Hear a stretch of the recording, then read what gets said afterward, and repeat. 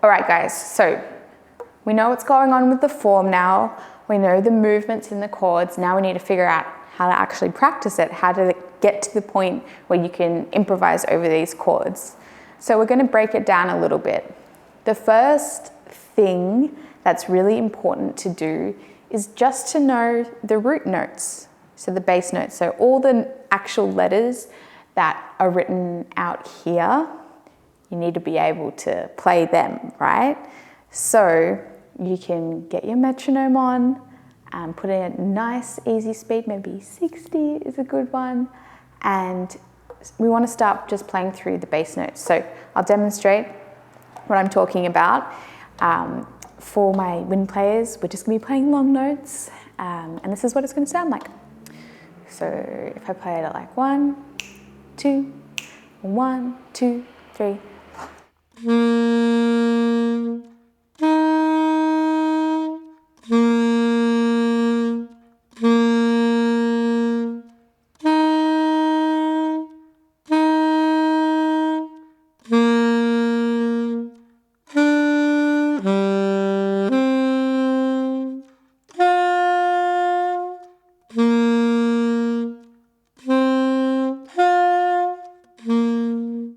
All right, I just gotten back to the top there.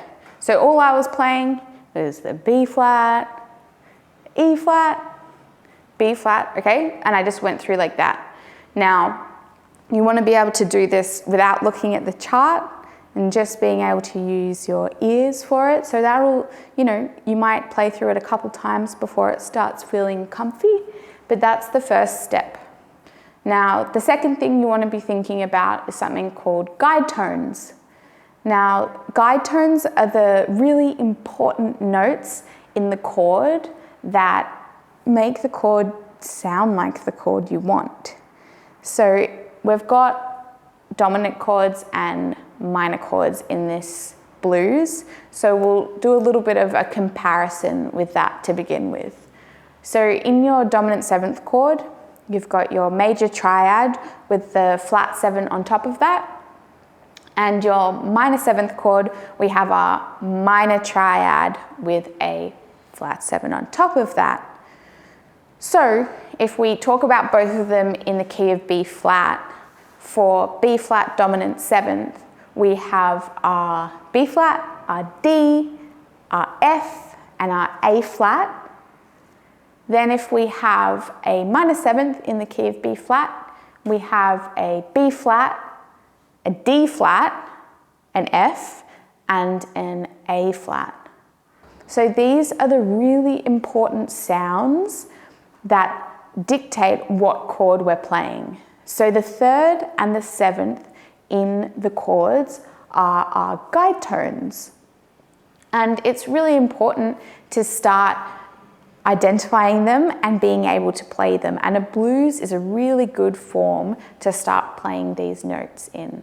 So what you can do is to think, okay, I'm gonna play through a blues, I'm gonna play my guide tones, and maybe I'll start on the 3rd for our first chord, our B flat, and move from there. So what you can do is play the 3, the 7, and then move on to our next chord, E flat, and change to the 3 and the 7 there.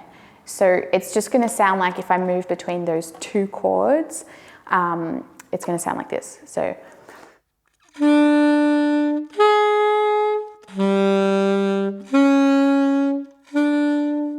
then I'm back to this chord. Okay, so you can do a similar thing practicing this as we did for our root notes. You can play nice long notes and just play through those 2 different notes on each chord. Now, a way to start bringing all of these things together, so to go over it, our bass notes, our guide tones, and then the full chords, a way to bring this all together to start figuring out how we actually navigate these chords to improvise over them is a technique called voice leading.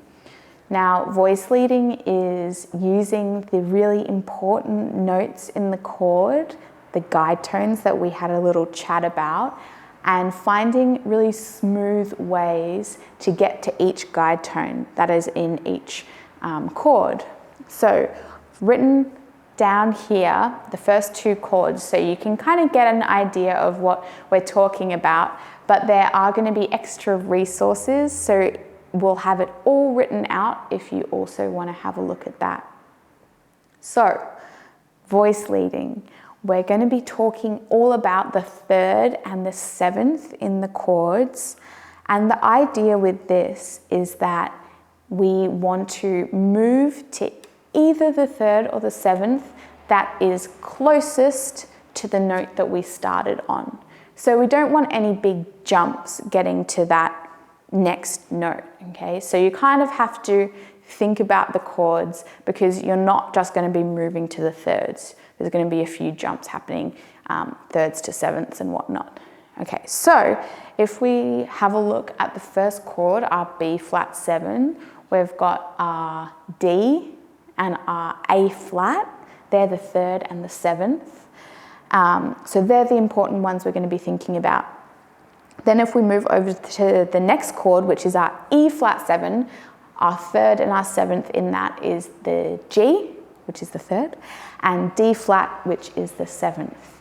So we want to find a way to move from our B flat 7 to our E flat 7 really smoothly. So if we start on the third of our B flat 7, which is the D, we need to either move to our G or our D flat. The closest movement is obviously the D flat, so that's just a semitone movement, so it sounds like this. Now that's in comparison to if I just move from the third of our B flat 7 to the third of our E flat 7, which would sound like this.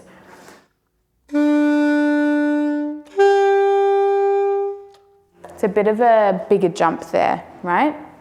So we want to find ways to get through the entire form using these movements, okay?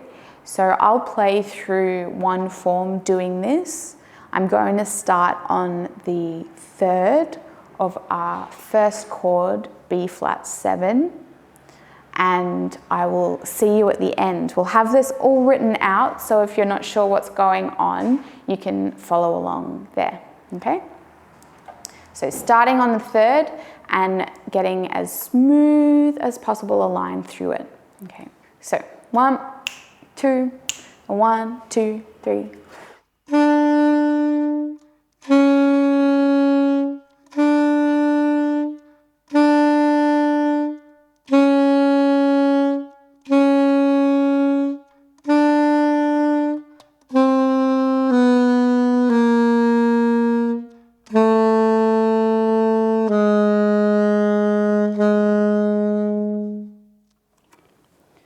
Okay, so I didn't move very far. It was very smooth, but something to note is that the way I was moving through these guide tones, by the time that I got to our last B flat 7, I actually ended up on the 7th of the chord, not the 3rd, which I started on. So that's okay. We're just trying to make these really smooth movements, and if you move from the 3rd at the start of the form to the 7th at the end, that's okay if you made the smallest movements possible.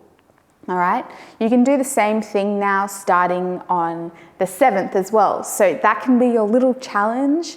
I want you to try and copy what I did. So starting on the 3rd, and then your challenge after that is to start on the 7th of this chord and you'll work your way through the form starting there, and you'll probably end at a different point again, okay? So that's the start of what voice leading is, and we're going to be talking more about it and seeing how you can add this into your improv over the blues.